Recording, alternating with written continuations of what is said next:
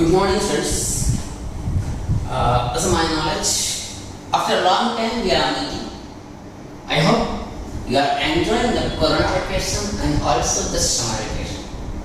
This is my first lecture, and I am going to teach you unit number 7, Monkey's Paw. But before that, I want to tell you, some students I think learned different kind of lesson. 1, 2, 3, 4, or it may be some students learned only 4 lessons. But remember, the remaining lesson which you haven't learned, it will be taught to you after the school will start.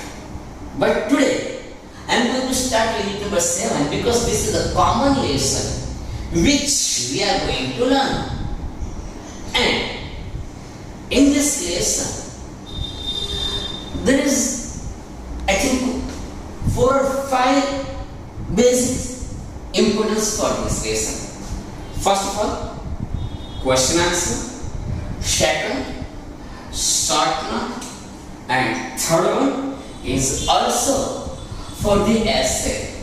The essay depends on the lesson is superstitions. દીકરાઓ આજે કોઈ unit છે એ unit એ તમને સવાલ જવાબ માટે કામ આવશે, ઉપરાંત શોર્ટ નોટ માટે કામ આવશે અને આ ઉપરાંત તમને એસે પણ પૂછી શકાય આ વિષય પર. અને એસે છે સુપરસ્ટિશન્સ. સુપરસ્ટિશન્સ નો અર્થ થાય અંધશ્રદ્ધા. અને લેસનની શરૂઆત કરતા પહેલા મેં પહેલા તમને કીધું તેમ કે આજે હું યુનિટ નંબર 7 જે છે એ ભણાવવા જઈ રહ્યો છું. કેટલાક વિદ્યાર્થીઓ કદાચ 4 લેસન જ ભણ્યા હોય, 5 જ ભણ્યા હોય અને કોઈને અંદર સર મારા વચ્ચેના 4 5 6 7 4 5 6 લેસન નું શું, તો એવી તો ચિંતા બિલકુલ નહીં કરતા.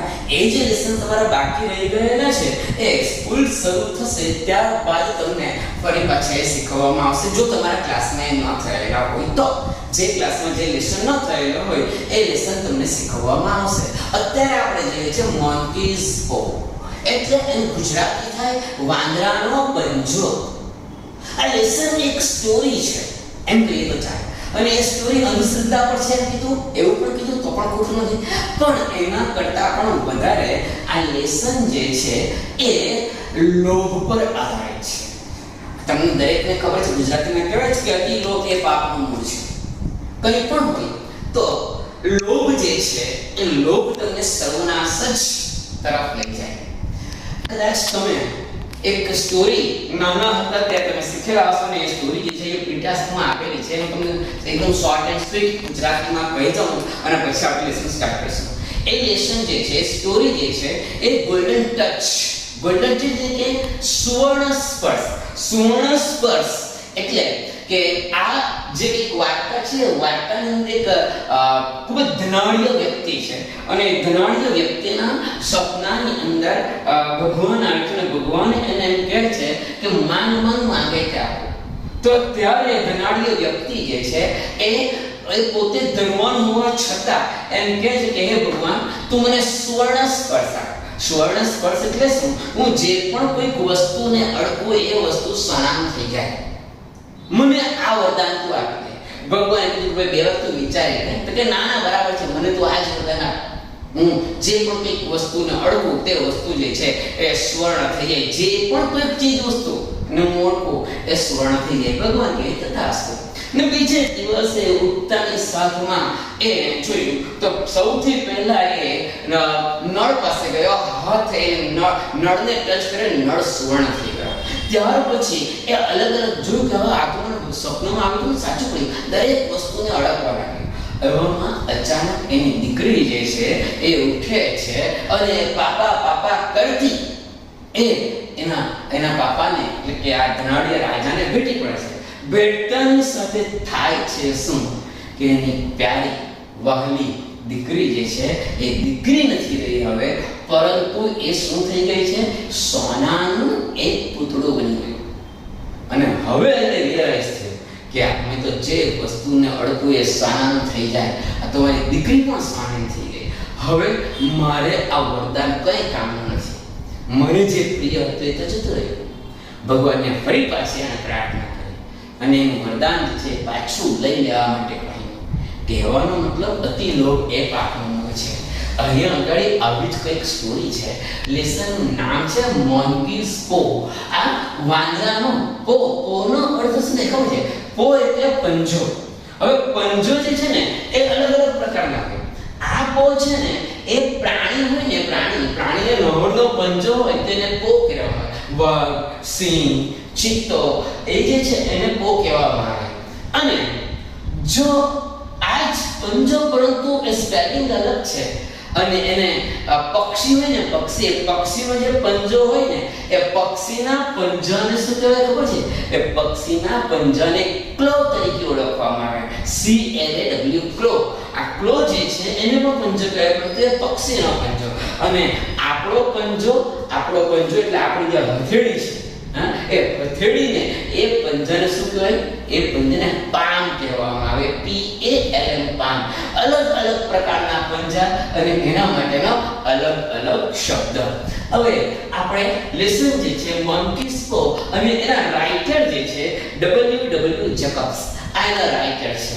અને આ લેસનની શરૂઆત જે છે એ બહુ સરસ રીતે થયેલી છે. હું આ લેસન વિશે જરાક વાત કરું ને તો આ લેસન ડેન્જરસ પણ છે.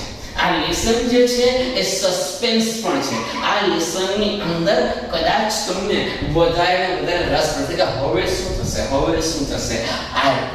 આ રહસ્યમય આ લેસન છે અને એની શરૂઆત બહુ ખતરનાક થયેલી છે. લેસનની શરૂઆત આ રીતના થાય છે. On a cold and stormy night, Mr. White and his son Herbert were playing chess in their small living room of villa. On a cold and stormy night, જો વાક્ય પહેલું જ વાક્ય છે, on a cold and stormy night, એક રાત્રિ કેવી હતી? ઠંડી રાત્રિ હતી, તોફાની રાત્રિ હતી. સ્ટોર્મી એટલે તોફાની રાત્રિ હતી. Mr. White and his son Herbert were playing chess in their small living room of villa. Mr. White અને તેનો દીકરો હર્બર્ટ જે છે એ લોકોના ઘરના લિવિંગ રૂમનો અર્થ દીવાનખાનું આપણે કહીએ, પહેલો ઓરડો કહીએ, એની અંદર એ લોકો ચેસ રમતા હતા, એટલે કે શતરંજ રમી રહ્યા હતા. While Mrs. White was sitting by the fire, knitting and talking to them occasionally. While Mrs. White was sitting by the fire, knitting and talking to them occasionally. જ્યારે શ્રીમતી વ્હાઇટ જે છે એ આગ પાસે બેસીને કાબુ કરી રહી હતી અને કંઈક ગૂંથી રહી હતી. જો while Mrs. White was sitting by the fire, એટલે ઘરમાં જે છે એ ફોરેન કન્ટ્રીની અંદર અથવા તો આપણે ત્યાં પણ જમ્મુ કાશ્મીર જે ઠંડા પ્રદેશ છે ને ત્યાં આગળ ઘરની અંદર દિવાલ જે હોય ને એ દિવાલની અંદર એક બખોલ બનાવવામાં આવે અને તેની અંદર લાકડા નાના સળગાવવામાં આવે અને બહુ ઠંડી હોય તો ત્યાં બેસીને તાપણું કરે, જેને આપણે એ કહી શકીએ કે ફાયર સાઇટ આપણે જેને કહીએ ને તે. તો એ ત્યાં આગળ કરતા હતા અને મીટિંગ કરતા હતા. કે એનાથી નીટનો અર્થ થાય ગૂંથવું, અને એ ગૂંથી રહ્યા હતા. And talking to them occasionally. અને મિસ્ટર વ્હાઇટ અને હર્બર્ટ જે છે એ જે ચેસ રમતા હતા ત્યારે એ કંઈક ને કંઈક વચ્ચે પ્રસંગોપાત બોલી રહી હતી. ઓકેશનલી આપણે કહીએ ને ઓકેઝન એટલે પ્રસંગ, અને ઓકેશનલી પ્રસંગોપાત એ જ્યારે કંઈક બોલા વાતચીત કરતા હોય, મૂકતા હોય અને રમતા હોય ત્યારે વચ્ચે કંઈક ને કંઈક એ બોલીએ જતા હતા. They were expecting a guest named Sergeant Morris, who was a family friend and had been posted in India and was back after completing his tenure. They were expecting guest, EXPCT. They were expecting a guest. તેઓના એક મહેમાન અને આવવાની આશા રાખતા હતા અથવા તો રાહ જોતા હતા. They were waiting કહીએ ને તો ખોટું નથી, પણ તેમ છતાં અહીંયા એક્સપેક્ટ શબ્દ આપ્યો છે. એટલે તેના કોઈક મહેમાન જે છે, સાર્જન્ટ મોરિસ નામનો મહેમાન જે છે એની આવવાની તેઓ આશા રાખતા હતા. જો EXPCT છે, એક્સપેક્ટ નો અર્થ થાય આશા રાખવી. ACCPT એક્સેપ્ટ એટલે સ્વીકારવું, અને એક્સપેક્ટ અહીંયા બધા જ વિદ્યાર્થી છે, બધા વિદ્યાર્થીઓ હોશિયાર છે એક્સેપ્ટ માયસેલ્ફ. એક સીટ એનો અર્થ થાય ના સિવાય. એક સીટ અહીંયા ઘણી એક સ્પેસિટી છે. તો અહીંયા એવું કહી શકાય કે તેઓને કંઈક એના સાર્જન્ટ મોરિસ નામનો કંઈક વ્યક્તિ હશે જે એને ત્યાં મહેમાન તરીકે આવવાનો હતો. Who was a family friend and had been posted in India. Who was a family friend and had been posted in India. Sergeant Morris કોણ હતો? તો સાર્જન્ટ મોરિસ જે હતો એ લોકોનો ફેમિલી ફ્રેન્ડ હતો.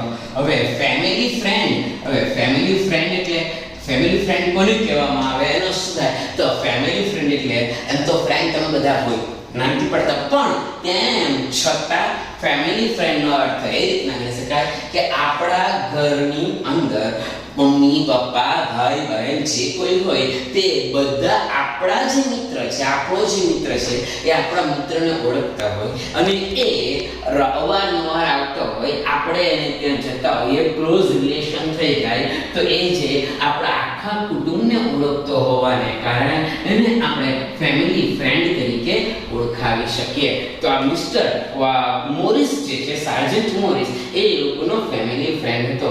And had been posted in India, અને એણે